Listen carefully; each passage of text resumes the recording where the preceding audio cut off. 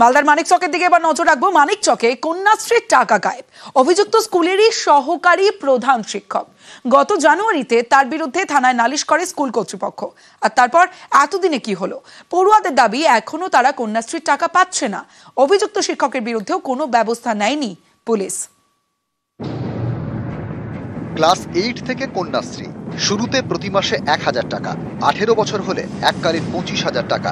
গত জানুয়ারি মাসে মালদার এনায়েতপুর হাই স্কুলে এই কন্যাশ্রীর টাকা গায়েবের অভিযোগ ওঠে।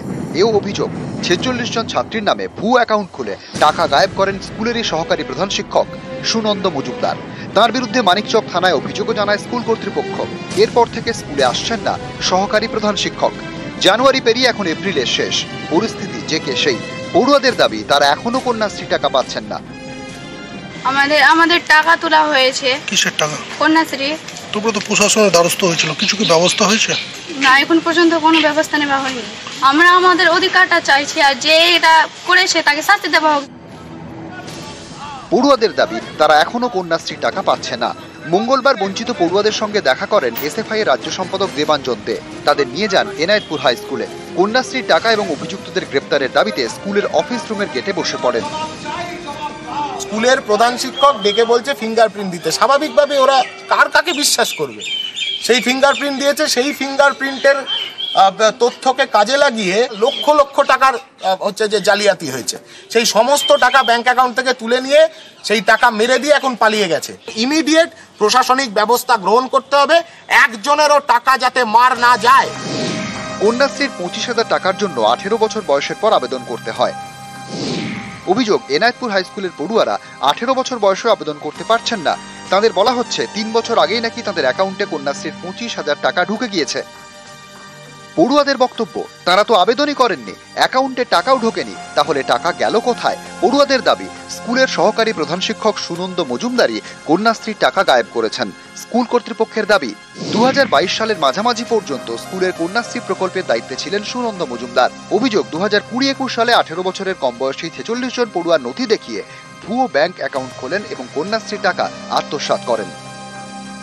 এই অভিযোগ মানতে চাননি সুনন্দ মজুমদার, কিন্তু তার বিরুদ্ধে থানায় অভিযোগ হয়েছে। তারপর কেটে গিয়েছে বেশ কয়েক মাস, এখনো অন্ধকারে কন্যাশ্রীরা।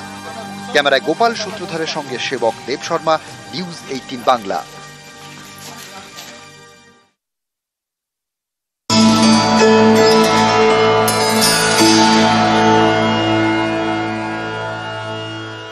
জয় জগন্নাথ। দীঘায় জগন্নাথ উদ্বোধনের জন্য প্রত্যেকেই এখন অধীর আগ্রহে অপেক্ষা করছেন, কারণ মাত্র আর কয়েক ঘন্টা পরেই অর্থাৎ কাল উদ্বোধন হবে দীঘা জগন্নাথ ধামের।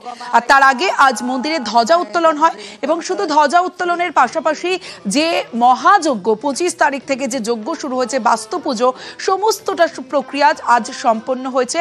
আজ মহাযজ্ঞের মাধ্যমে সমস্ত প্রক্রিয়া সম্পন্ন হয়েছে। কাল দ্বার উদ্ঘাটন হবে এবং কাল সেই মাহেন্দ্রক্ষণ দীঘার মন্দির উদ্বোধন হবে। তারপর সাধারণের জন্য খুলে দেওয়া হবে দীঘার জগন্নাথ মন্দির।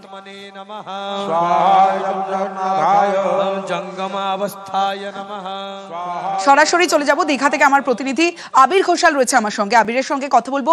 আবির, এর আগেও তোমার সঙ্গে যখন কথা হচ্ছিল, আজকের যা কর্মসূচি ছিল, মহাযজ্ঞ থেকে শুরু করে ধ্বজা উত্তোলন, সমস্তটাই আমরা আমাদের দর্শকদের দেখিয়েছি। আগামীকালের কর্মসূচি যদি তুমি একটু জানাও।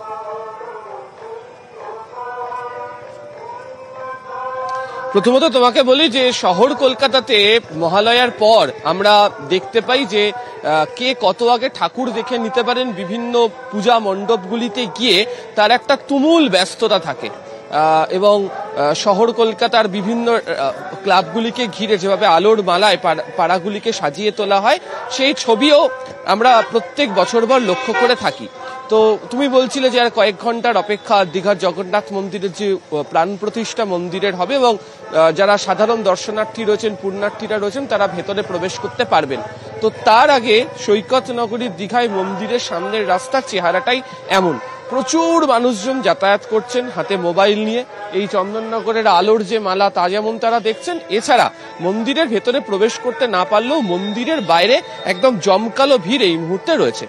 আজকে তো আমি তোমার সাথে কথা বলতে বলতে জানিয়েছি আজকে মহাযজ্ঞর যে অনুষ্ঠান কি ছিল, কেন মহাযজ্ঞ করা হয়েছে এবং তারপরে কি।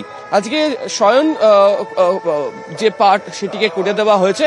আগামীকাল দুপুর 2:30টার সময় হচ্ছে মন্দিরের যে প্রাণ প্রতিষ্ঠার যে প্রক্রিয়া সেটি শুরু হবে। 3টে নাগাদ মন্দিরের যে দ্বারোদ্ঘাটন সেটিকে করা হবে এবং তারপরই যেটাকে প্রাণ প্রতিষ্ঠা এই কারণেই বলা হয় যে বিগ্রহ রয়েছে, সেই বিগ্রহকে পূজিত করার আগে প্রাণ প্রতিষ্ঠা করতে হয় এবং তারপরেই সন্ধ্যে থেকে খুলে দেওয়া হবে যাতে পুণ্যার্থীরাই জগন্নাথ মন্দিরের মধ্যে প্রবেশ করতে পারেন। ফলে ওই যে পুজোর আবহর কথা তোমাকে বলছিলাম যে একেবারে সেই পুজোর আবহ নিয়েই জমজমাট ভিড় এই মুহূর্তে দীঘা সৈকত নগরীর রাস্তাতে। ধন্যবাদ আবির।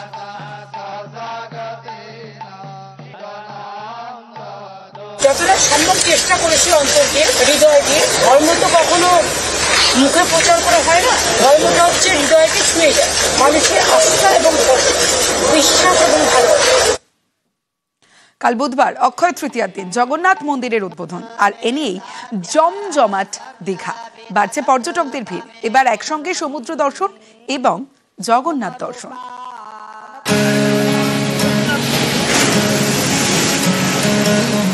দীঘার সমুদ্র পর্যটকদের টানে। এবার সমুদ্র শহর দীঘাতে জগন্নাথ দর্শন।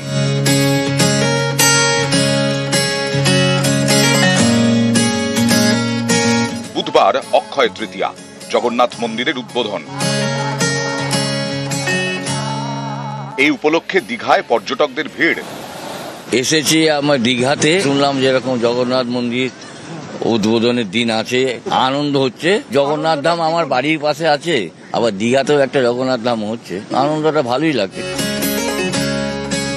পুরীতে যেমন সমুদ্র দেখার পাশাপাশি জগন্নাথ মন্দিরে যাওয়া মাস্ট, তেমনি এবার দীঘাতেও সমুদ্রের সঙ্গে জগন্নাথ মন্দির। জগন্নাথ উদ্বোধন হবে বলেই আমরা এসেছি, তো আমরা দেখেই যাব, জগন্নাথকে দর্শন করেই যাব। জগন্নাথ মন্দিরের উদ্বোধনের আগে জমজমাট দীঘা। বিভিন্ন জেলা থেকে আসছেন পর্যটকরা, বেশিরভাগ হোটেলই ফুল। হোটেল ব্যবসায়ীদের আশা জগন্নাথ মন্দিরের কারণে দীঘায় পর্যটকের সংখ্যা আরো বাড়বে। পর্যটক বাড়বেন, অবশ্যই নিশ্চয়ই বাড়বেন, দর্শনার্থী বাড়বে। সেই দর্শনার্থী যখন আসবেন কলকাতা থেকে বা অন্যান্য শহর থেকে, তখন অবশ্যই ওনারা হোটেলের জন্য, স্টে এর জন্য অবশ্যই চুজ করবে। এর জন্যই মেনলি আসা দীঘাতে। আমাদের চেষ্টা করলাম কিন্তু ভেতরে যেতে দিচ্ছে না, যদি সুযোগ পাই অবশ্যই যাব। পর্যটকদের ভিড় মানেই রোজগারের সুযোগ, রুটি রুজির খোঁজ। দক্ষিণ 24 পরগনার ডায়মন্ড হারবার থেকে গেছেন বেশ কয়েকজন, হাতে ময়ূরের পালক। এই ময়ূরের পালক বিক্রি করেই সংসার চলে। আমার হাতে যা রয়েছে, অর্থাৎ এই ময়ূর পুচ্ছ, ঘর সাজানোর জন্য অনেকেই মেলা থেকে কেনাকাটা করেন। তবে এই জগন্নাথ ধামের সামনেও কিন্তু যারা আসবেন তারা পেয়ে যাবেন তাদের বাড়িতে নিয়ে যাওয়ার জন্য ঠিক এই ময়ূর পুচ্ছ। জগন্নাথের টানে এখানে এসেছেন? হ্যাঁ, জগন্নাথের টানে এসেছি আমরা। এই যেগুলো আপনার হাতে রয়েছে, এগুলো কি বিক্রি করেন? বিক্রি করার জন্য এসেছি, আমরা বিক্রি করি, নিজেদের হাতে তৈরি করা। দূর থেকে এসেছি আশা নিয়ে যাতে বিক্রি হয়। নিউজ 18 বাংলা।